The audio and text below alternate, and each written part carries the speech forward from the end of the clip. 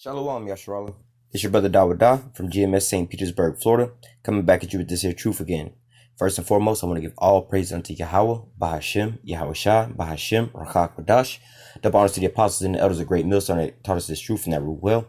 And salutation and much love for you, Aki, on pushing this truth and sincerity on the four corners of the earth and enduring afflictions to feed and edify the elect.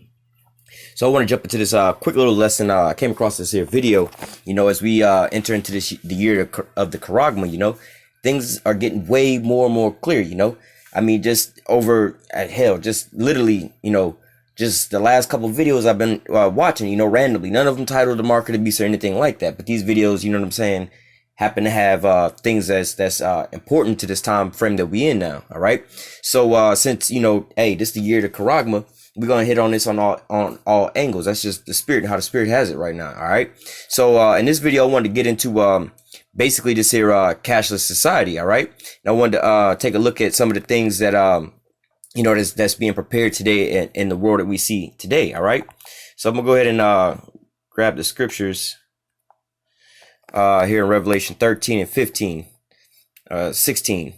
It says Revelation 13 and 16. It says, "And he causeth all, both small and great, rich and poor, free and bond, to receive a mark in their right hand or in their forehead, and that no man might buy or sell, save he that have the mark or the name of the beast or the number of his name. Here is wisdom. Let him that have understanding count the number of the beast, for it is the number of a man, and his number is 666. All right. So now the point I wanted to go into, 2 points I wanted to go into in 16 and 17, as you'll see, I got a video I'm gonna play, but you'll see inside this here video basically how it's clear as day. This is being broadcast on your everyday news. This is what, a lot of the news stories and topics that's going on around the world has to deal with economics, more or less to say. Economies crashing and needing to convert over into a different type of monetary system. You see the American petrodollar starting to collapse. All right. You see in all these other countries so-called defaulting on their IMF loans and things like that, which is crashing their economies, causing super hyperinflation and things like that, So one of the things to so-called stabilize these things is to introduce a new currency. All right. Now, this isn't just a coincidence that all these things are happening like this. This is all planned out. All right. So, part of the Hegelian dialectic is what? Problem, reaction, solution. Before they even come up with a problem, they have the solution already. We want to have, we want to be able to track everybody with the RFID chip. Well, we want to be able to track everybody, and monitor everybody. Okay. So, well, what's the problem? Well, we have things like what? Terrorists, people stealing identities and things like that. You have all these different problems. Okay. Well, what's the solution? Well, we need some kind of secure way to transact funds. People can't steal your identity. It can't be hacked or anything like that. So what are we going to do? We're going to wind up implanting you with a microchip that's going to have a ID number that's how do I say that, specifically more or less to say registered unto you. All right. So they'll be able to track you and wherever you go, But nevertheless, another thing in this is that nobody's going to be able to buy or sell, unless you have this here mark. All right. So we know that this is tied into what? Economics. One of the things that's in there is economics. All right. So, if you're not going to be able to buy or sell, what is that telling you? All right. What, right now we can buy and sell if let's say, most so-called black people don't have bank accounts. Right. So, sometimes they say, if you don't have a credit card or whatever, whatnot, we have different ways of paying. You have cash, you can go get a money order, a cashier's check, a Western Union, things like that. You can get different forms of currency, more or less to say, be able to pay for things here in America. All right. But when you don't have any of those types of ways of paying for things, what they're going to try to implement a cashless society. All right. Because why? All these other things can be so-called, in their minds, counterfeited.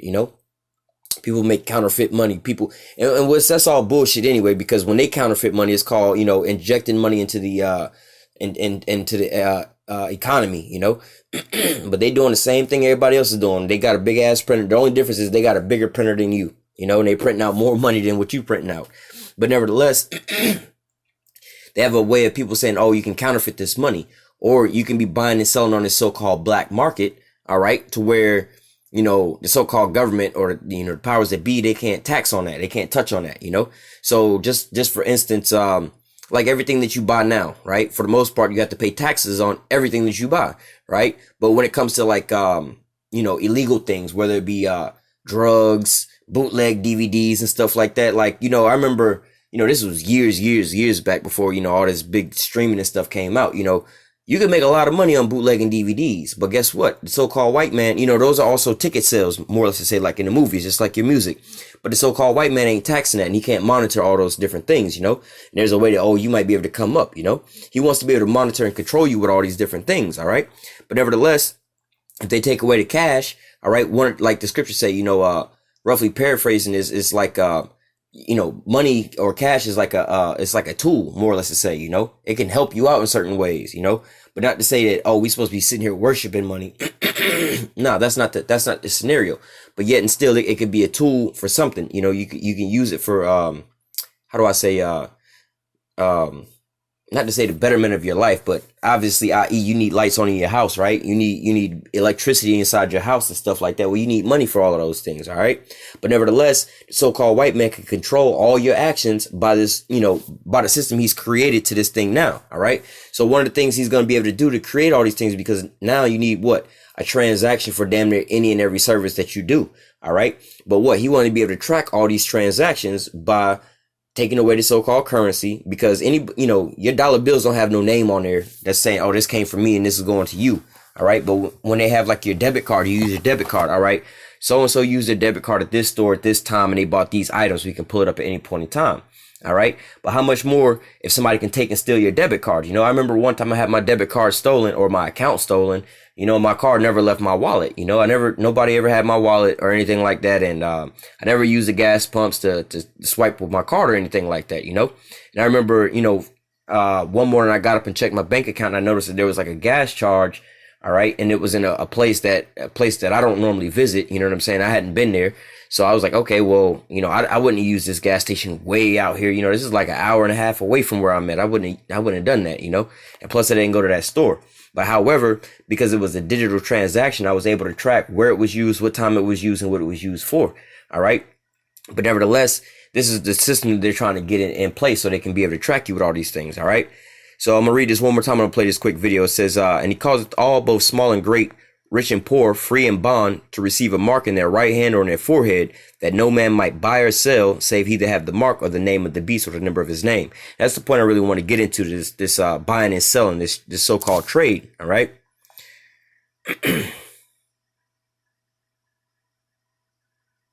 So I'm going to play this quick video real fast and let them explain it to you. All right. Because like I said, this is on your news today. All right. This is what's going on in your headline news and things like that, so on and so forth. All right. We know this. In America, we don't worship government. We worship God. Well, love it or hate it, there's no denying that cash purchases are on the decline. Our ABC correspondent Karen Travers provides some insight on this new cashless society. It's never been easier to go cash-free. Pay a bill at a restaurant, catch a cab, send money to a friend with just a push of a button. Peer-to-peer payment services are exploding. Tens of millions of Americans.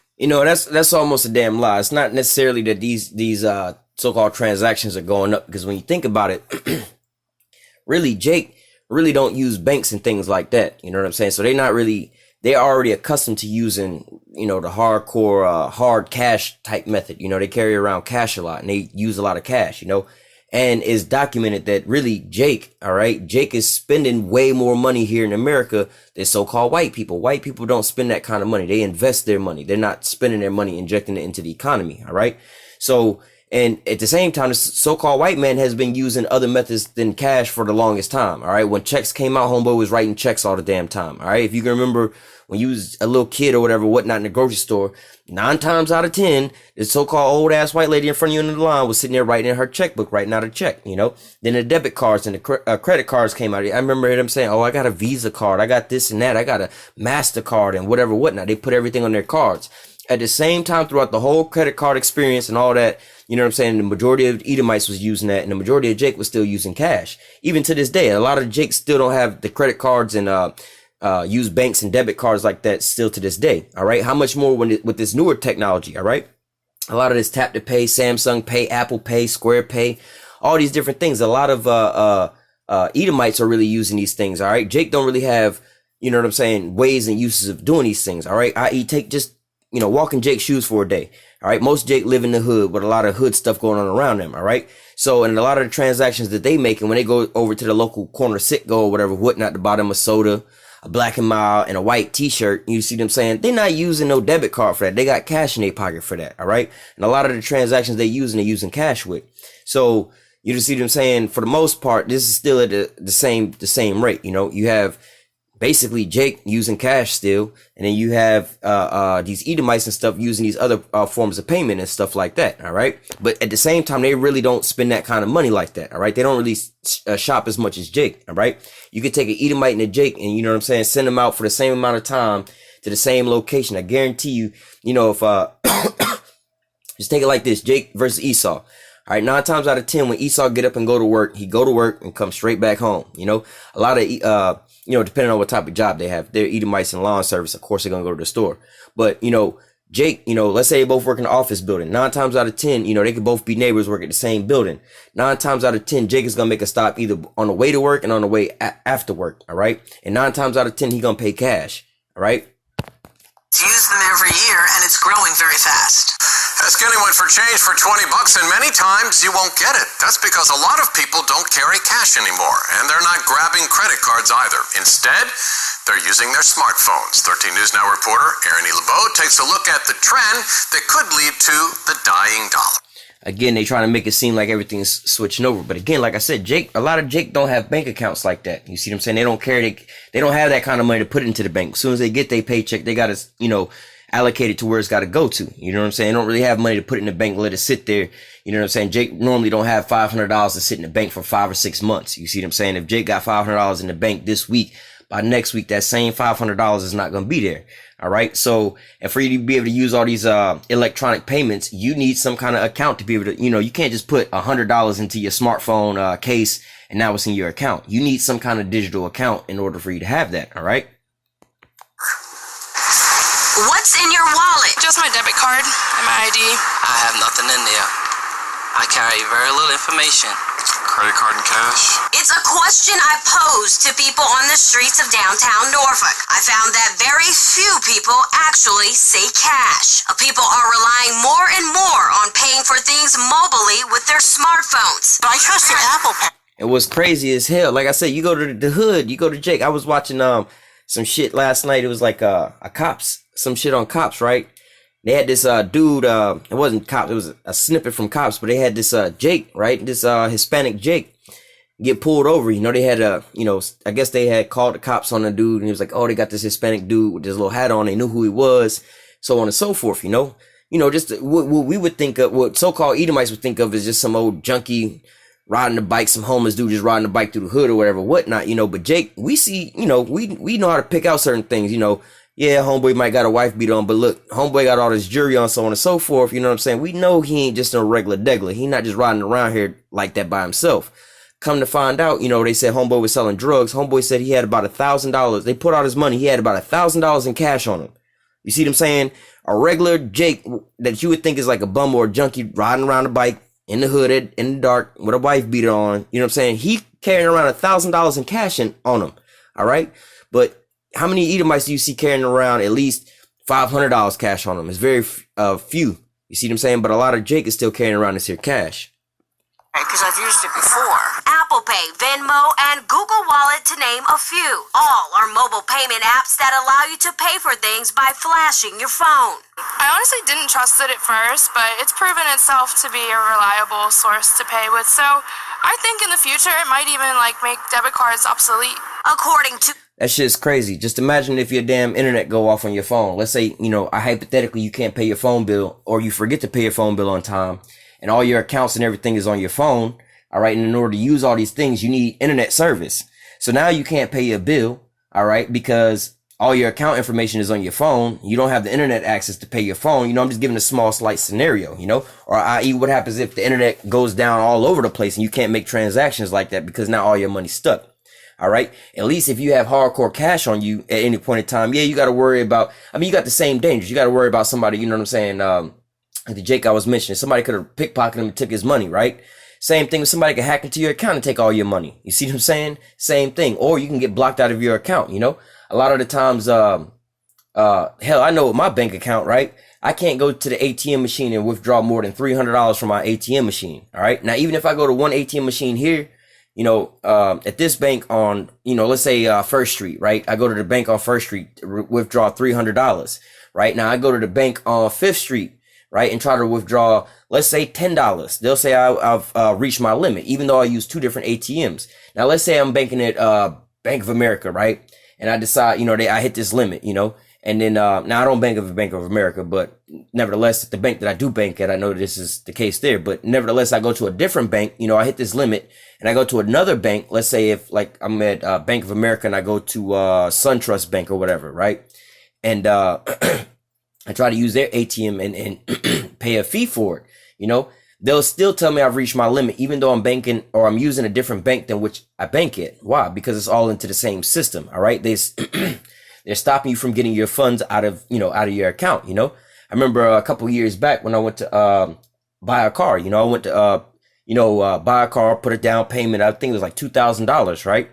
And, you know, I had the money and everything like that. I had it in my account, whatever, whatnot. I went out there and I tried to run my debit card and it was like, nah, you can't do this, you know? And I'm like, wait a minute, it's my money. How come I can't get out my money and spend it how I want to spend it, you know? And then I have problems going to the bank to try to withdraw the same amount of money. It's a hassle. You see what I'm saying? So it's a lot better to have that cash on you than, in this digital, form, you know, certain places and certain times. Yeah, it's way more efficient to have digital currency, you know, i.e. if you shopping on, let's say Amazon or on the internet, you know, you can't just put $100 into your computer screen and, hey, here you go, Amazon. All right. A study by strategy and research firm Javelin, mobile payments are expected to grow in the U.S. from $180 billion in 2016 to $410.5 billion by 2020. A rise from humans microchipping themselves. All right. This is the point I wanted to get at. I'm going to let Homeboy break it down to you. Like I said, this is just one out of many news stories where they say the same thing word for word. They don't sugarcoat it or whatnot. All right. This is the mark of the beast. Listen, no, let me tell you something. I mean, I'm no biblical scholar here, but it's amazing. Now, I don't know if Homeboy Edomite or not, but nevertheless, Homeboy just straight up told the truth. Like, I ain't no biblical scholar, but damn, I ain't the smartest man in the world, but this motherfucker look like a duck over here. You see what I'm saying? Like, oh, it walk like a duck, quack like a duck. I think this is a duck. You see what I'm saying? Like, he ain't no biblical scholar, but they talking about no man buying or selling, and we see where we going at today. All right, for all you people who think that the mark of the beast is not the RFID chip, hey man, even not, you know, you want to call yourself a man of the Lord, even these so-called, what do you say, a biblical scholar is clear today is for him to see, you know? The parallel's made. Now listen, let's get down to let me tell you something. I mean, I'm no biblical scholar here, but it's amazing the parallels made. Now listen, let's get down to brass tacks. Would you, not you, I wish they'd stop with this. They go, we're going cashless. We've been cashless. Where's this cash? Ever buy a house with cash or a car? We've got this. I don't even have, I got a couple of bucks. We've been cashless, but that's not the issue. Now that's one other point to make. You know, we have been cashless in a sense. Like I said, like he said, you don't make large purchases with cash, right? You don't. All right, a lot of your small purchases are made with cash. You know, your everyday going to the store type of stuff like that. You know, most people don't even go to the grocery store and buy groceries. You know, a sufficient amount of groceries with cash. You see what I'm saying? But at the same time, we still use cash because at the end of the day, you know, if things go down, the credit card machines go down and power go out or whatever, whatnot, cash is still going to go, you know, sometimes, I know a guy right now on the weekends that sell barbecue chicken. He sell barbecue on the side of the road, right? Homeboy don't take no, you know what I'm saying? But if you hungry, you know what I'm saying? And especially in times of being, you got that hardcore cash, you know, systems is down. Hey, you can pay for it. These days, these kids, I think you call them millennials or something. They're going to take these little tiny RFID, radio frequency identification chips, about the size of a grain of rice. And they're going to be cool, Scotty. Oh, they're going to be waiting in line overnight to get implanted. And they're going to say, look at this. I can go to the drugstore. I can go to a cab. Isn't it great? How cool. And see how he's portraying it, how cool this is, you know, and that's exactly how it is right now, all right? We're not in a time right now where they forcing people to get this chip. Right now they advertising it and all the so-called cool amenities about it so you can go ahead and buy it. Oh, look, I can open my door with this. Oh, look, just like with a lot of the devices you have now, you already being prepped to take this now. You're getting used to the luxuries of so-called having this RFID chip now, all right? You know, like with a lot of these new phones coming out, they have facial recognition. So like you can unlock your phone with your face.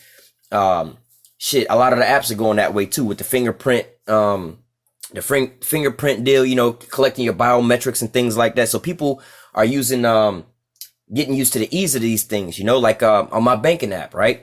I got a choice to either, hell, when I call them, I can, use my voice, all right? Voice recognition. If I try to sign into my app, I can use, a fingerprint scan, you know? But yet and still, I know, you know, I'm privy to what's going on. They're trying to get my so-called biometrics, you know, the measurements of like my face and fingerprints and things like that, you know? But I'm like, you know what? Hey, for all of that, you know, the signing up and all that, I can just type in my password. I've been doing this since we've been using logons since day one. So I'm already used to this. You know what I'm saying? It's like, yo, we all used to tying our shoes. Like, why do we need to, you know, so-called improve on that? Let's go back to the drawing board on that. Tying shoes has been working for the longest time, man. So why go and reinvent the wheel? All right? Who am I? Look, I've got this little embedded chip, and they'll say they have medical records, and you're going to do that to grandma and grandpa in case, God forbid, they have some kind of dementia they're walking off. I mean, after all, we have it in our dogs, right? It's like OnStar for human beings. But here's the catch. Exactly. He's going through all the different scenarios of how they're advertising to you. What happens if your kid gets kidnapped? What happens if your grandparents got Alzheimer's or they lose themselves for something like that, you know? What happens if you get locked outside of your house? Don't you want the convenience? Look at all the new cars now. A lot of the new cars don't even have keys. You have a little key fob. You get near the car, you open the door, you know? Again, you used to these different things, to the Internet of Things, you know? Everything is going basically on the internet, you know? Everything is going digital. Everything's going to be monitored, all right? One of these days, God forbid, Scotty, they find you guilty of something. And you go before a court. And they say, we're going to sentence you to prison. Now, this is something very important. They find you guilty of something. Now, it's not the fact of like how we all think and right and wrong. We could all agree that shooting somebody mama in the face is wrong and your ass probably should go to jail for that, right? We can all agree to that. However, we dealing with Esau Edom, the damn devil, right? For an example, right? Not to go too far off topic. Prince, right? Prince had owned his music rights and so on and so forth, right? The government couldn't, the powers to be couldn't take his shit, right? Because of the way he had it set up and by law. Wasn't until after he died that they wrote some laws to change the laws to be able to steal his shit. So you dealing with somebody who's not playing fair at all. He's doing making all his moves to, how do I say, advance himself or to benefit himself. All right. Everything, you know, what's right is right. You know, right and wrong to him is based off of what's beneficial to him. All right. So, you know, it would be right for him to kill somebody innocent, you know, kill an innocent wife and or woman and child and all this is now so-called innocent woman and child because, yeah, I mean, that's good for me because shit, they got a good ass house with a whole bunch of food in there and shit. I got to eat. So I'm going to kill their ass, you know, that's good to him. But it's not, you know what I'm saying? This is what he talking about. So when it comes to passing these here laws, all right, you know, you go, hell, you go to certain deed restricted neighborhoods. They be like, oh, you can't park on the grass. You can't park on the side of the road. You got to cut your grass on a certain time. You can only water your lawn at a certain time. You know, like in California, you know, here in Florida, you had it for a certain point in time where you can only water your grass at a certain point, part of time. You know, I'm like, what the hell? You know what I'm saying? Not saying that, you know, watering my grass is so important or nothing like that, but I'm just the fact that like, wait a minute, you really finna try to charge me or find me some kind of way if I water my grass, you know, like basically, you know, feed the earth, you know, with some water, like, you know, granted that, you know, in the morning time, the grass is going to be wet anyway. You see what I'm saying? But nevertheless, you got to put in mind what's right and wrong from this damn devil's perspective. All right. No, we're going to turn your chip off. And guilty of something. And you go before a court and they say, we're going to sentence you to prison. No, we're going to turn your chip off and you don't exist. Everything. In fact, people are going to notice that when you walk up, they're going to say, who is this? You're not registered. You say, it's me. What do you mean, who is this? No, you're not showing up on this. You don't exist. If you think I'm kidding, this is out. Now just think about that, you know? They don't have to do too much to you. All they have to do is so-called, like I like to say, this is more or less like an authentication tag. You know, they want to, you know, it's going to be used as well to authenticate certain things. So like he's saying, like you be charged with something, they're not going to really persecute you like that. They can just turn off your chip. So, i.e., for example, you know, like now you don't pay your light bill, they turn your lights off, whatever, whatnot, you know? But what happens if, you know, you don't pay, you know, you late on your mortgage or whatever, whatnot, you know? Hell, you getting locked out of your house. You see what I'm saying? Or, hell, they even got that on cars nowadays. They got these new little low jack systems. You don't make a payment, they just shut your damn car off right where you at. You know, they can lock you in the shit, you know?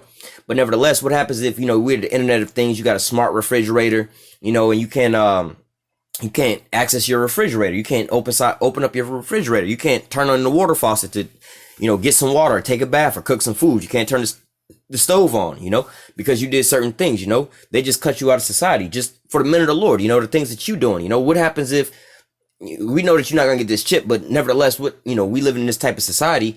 What happens if, you know, hey, because you're reading the Bible, we're gonna just, you know, turn off, you know, deactivate your chip, so now you can't, you know, use none of the lights inside your house. You can't flush the toilet in your house. You can't use no running water. You can't use the stove in your house. Can't get inside your car. Can't start your car. Can't get inside your bank account. Can't even access your phone. You see what I'm saying? Can't get inside of nothing. This is the control that the so-called white man wants over everybody. All right. Oh, but this is like some type of a prison, and people are going to be one of these days enslaved by this chip that will replace you By 2020. You know, and that was pretty much it there. But you know how homegirl said, okay, enslave, okay, that's enough. It's too far-fetched.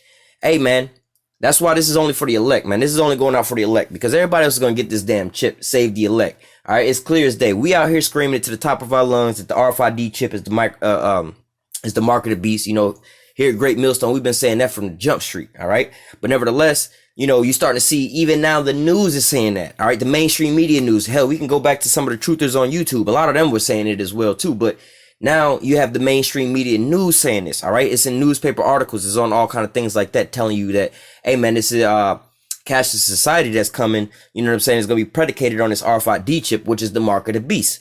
All right, get prepared for all of that. All the things that we going through, smart cities and all these different things is being predicated off of what? This RFID chip, the mark of the beast. All right. Which is going, hey, one of the things like in this video here was going into that cashless society. Like the scriptures say, no man gonna be able to buy or sell save he that have that mark. All right. So with that, Lord willing, this here lesson was edifying into the elect. Until next time, I say, call halal Yahweh, Bahashim, Yahushua, Bahashim, Rakakwadash. Double honors to the apostles and elders, a great millstone that taught us this truth and that rule well.